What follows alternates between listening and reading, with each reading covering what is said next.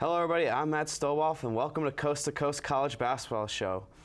Today we're going to be talking about a little bit of Final Four preview. It's a Final Four we were not expecting at all, and a couple of guys who surprisingly declared forego their college eligibility. So I'm Matt Stolbof once again. I'm here with Erik Ruby. Erik, how are we doing today? We're doing fantastic. It's college basketball season, Final Four. The draft is coming up for the NBA. Everything's coming up basketball right now, and I love it. It's awesome. It's absolutely great. Seriously, it's the best time of the year, I think, in my opinion.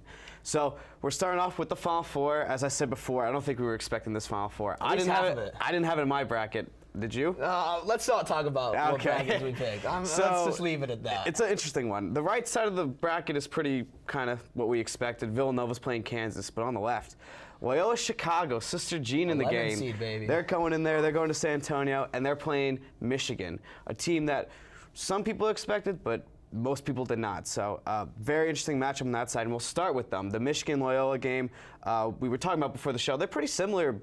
You know, both teams are pretty similar offensively and defensively. Right, so defensively, they really like to slow it down, both teams. Not a lot of speed coming out of Michigan or Loyola-Chicago. Both teams ranked almost last in pace in the NCAA in Division I. They play really, really slow basketball. So both teams are kind of playing each other in a sense like that, where they may have not had to scout each other that much throughout the year, but they know how each other plays. And the one thing I want to focus on Loyola-Chicago is just because they're a small name, a lot of people think this is just a Cinderella run of a bad team. They've had a really good season so far. Great and season. It all stems from their ball movement and their play as a team. They have a bunch of people averaging 10 points per game, but their highest is only 13.2. That's 5 scores in double digits, but the highest is 13.2. They move the ball around. They assist on over 60% of their field goals. I mean, their offense is always buzzing and humming, and I mean, even though they're 11 seed, if you're going up against a team like Michigan, who's been very stalled offensively at some points, especially when it comes to free throws. Let's not even start talking about free throws. Nobody knows why Florida State did not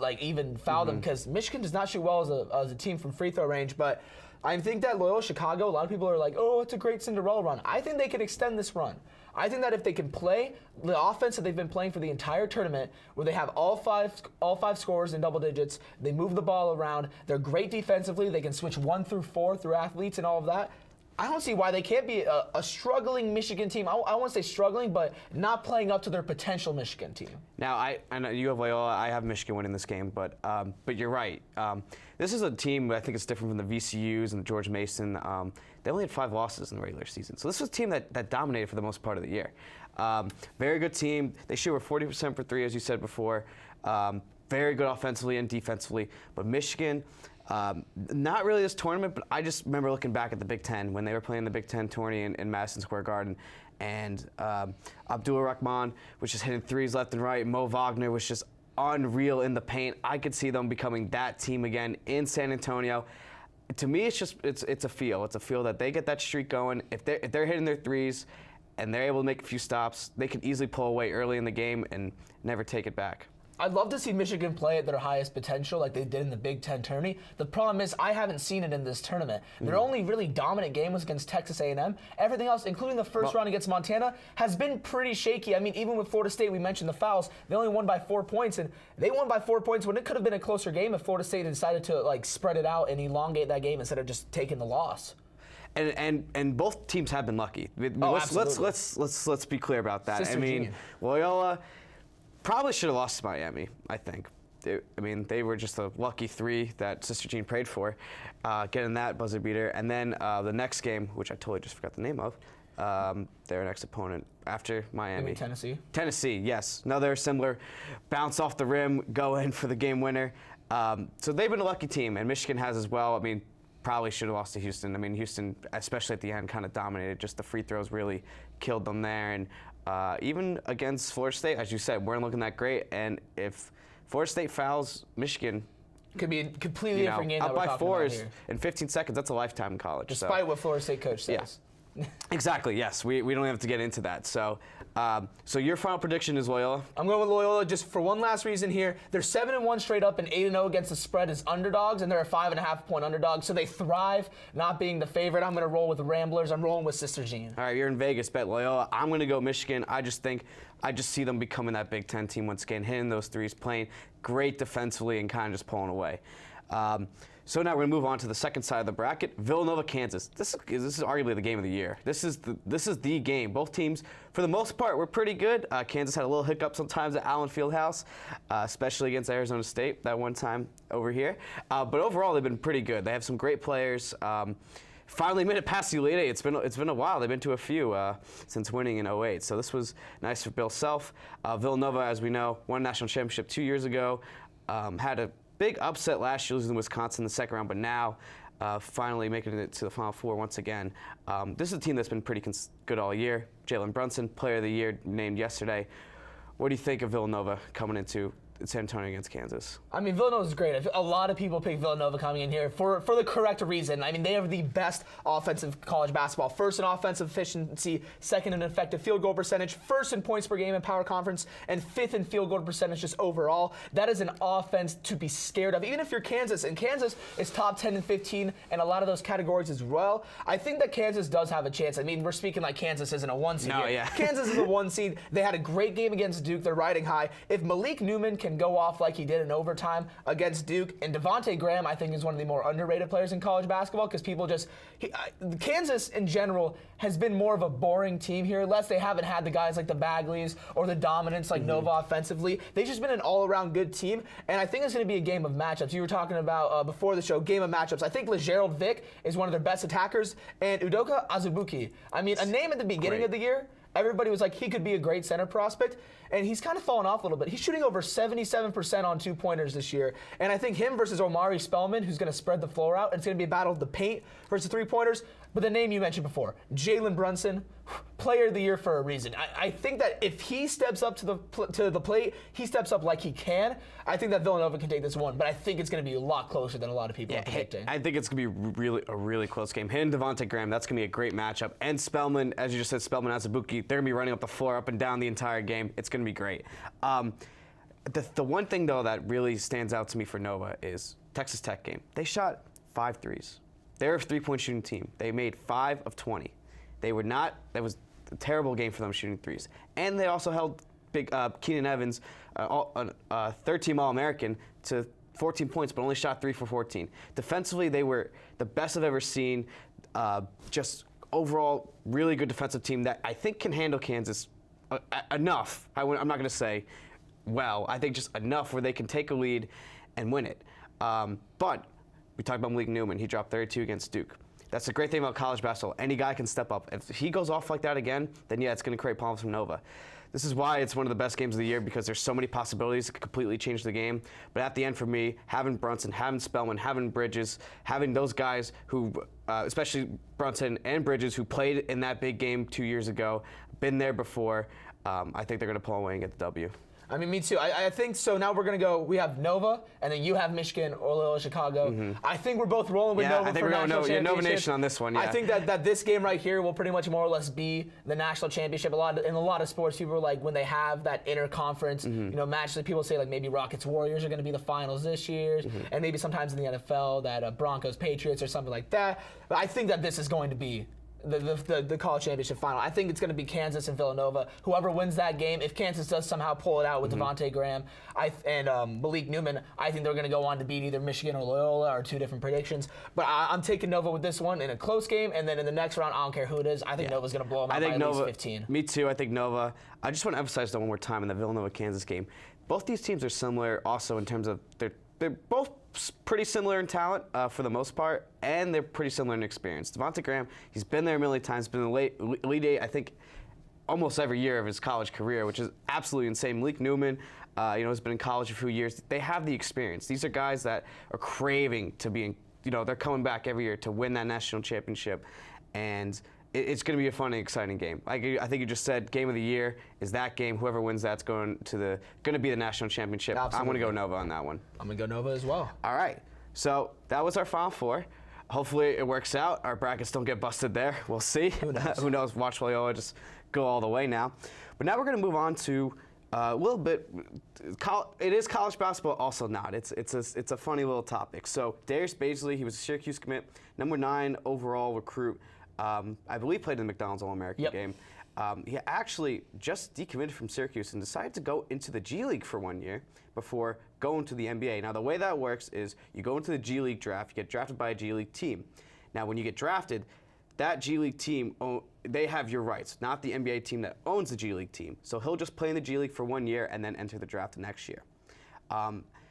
Do you have any thoughts on that? Do you find that surprising, especially a big program like Syracuse losing a huge recruit like that? I don't find it surprising at all. I think that what we talked about this on one of our first shows in the year is college basketball is definitely hitting a rough point right now with all these scandals. I mean, March Madness has been great, and that's what they've been hoping for, to sort of distract from all these scandals. But when it ends, the FBI is still there. Like, U of A scandal is still there. Michigan State scandal is still there. All these top schools and programs getting brought down by the FBI. Louisville, we were talking about that like before the tournament. It's not surprising at all. I also feel like a lot more people are going to go to the G League because these are grown men playing. Like, you're going to get prepared just as well as college, and you're going to get financially compensated legally. And I'm not saying that college players don't get financially compensated, because we all know they do, but you're going to get financially compensated legally. You're going to be playing against grown men, and you don't have to go to class. So I feel like a lot of players now, and like these higher up players, like, this is a big deal. Because this is a McDonald's All-American. This isn't like maybe the end of the top 100 like recruits decommitting from a school.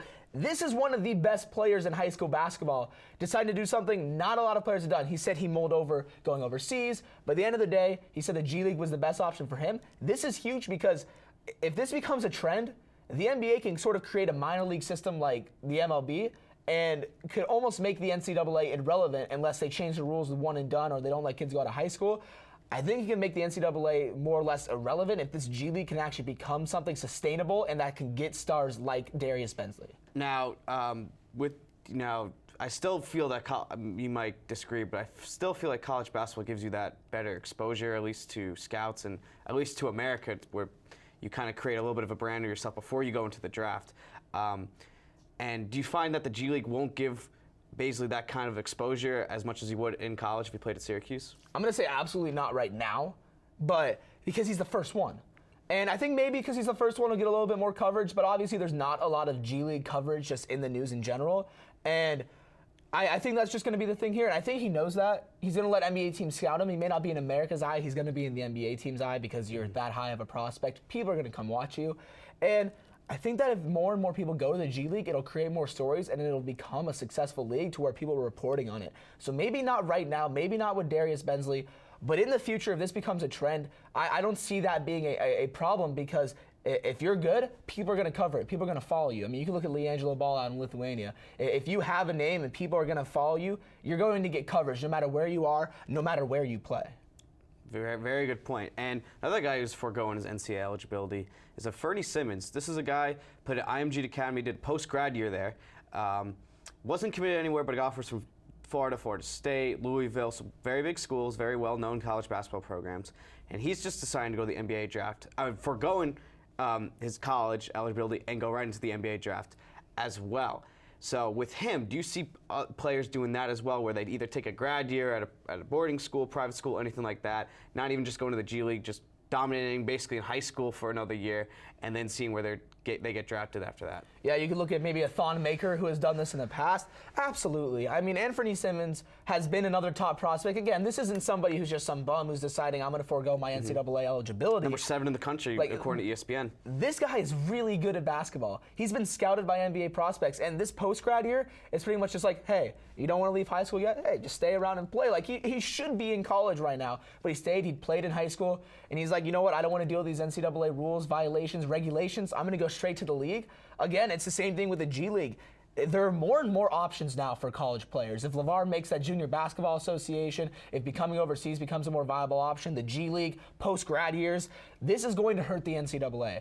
Unless they change their rules and their regulations, unless they pay college athletes, they make it better for these people that can get paid and paid legally so somebody doesn't have to worry about all of this. Eventually, the kids are going to start taking the better options. People are getting smarter, social media, people are more aware of the NCAA and how it takes advantage of these students. So, I mean, if you're taking a post-grad year, if you're going to the G League, I absolutely think this could become a trend in the future and hurt college basketball. So to close things off, right now, 1, least worried, 10, very worried. How concerned are you about the NCAA and direction college basketball is going right now? I'm not going to go crazy with it yet. All my predictions pretty much been if people follow suit. I'm gonna go like a 6.5, 7 right now. So I'm not like college basketball's gonna be great. Higher than last year, right? Oh, absolutely higher than last year because I mean last year was okay. We all knew there were scandals, but there wasn't stuff like this. Like we didn't have the U of A scandals of last year, the Louisville scandals, vacating titles, all of this. Like we didn't have this much of it. Like it just everything coming out, and we didn't have these good of players doing all that. We had Thon Maker all that in years past, but no Anthony Simmons, no Darius Bensley. Like these are good players. I'm gonna go 6.5, 7 because these are the top recruits, and I can absolutely see this become a trend. I'll say 7 too. I mean, I'm concerned. You know, these are really good talents that are just not going to college, and it's going to hurt the brand. There's no doubt about it. But this is also a wake-up call for the NCAA. Absolutely. Hey, either pay players or find some, or even not even pay players, but let them endorse themselves outside of college basketball. Let them, if they want to get a job, let them get a job. If they want to sign autographs, let them sign autographs. To me, that's the most ridiculous thing is they can't make money outside of college sports. The student athlete thing is a complete joke, and they got to fix that if they want to bring college basketball back to what it was, even 5 years ago. I mean, like it's getting worse and worse every year we see it, and it's definitely become a concern. All right, that's gonna be it for us today. Thank you for watching the Coast to Coach College Basketball Show. Be sure to check the rest of the shows on YouTube, on our YouTube page. We got NBA, we got NFL Draft right now, NHL. We got a lot going on right now. And yeah, so thank you guys for listening. I'm Matt Stolbof along with the way better dressed Erik Ruby today. Hey. And we'll see you guys later.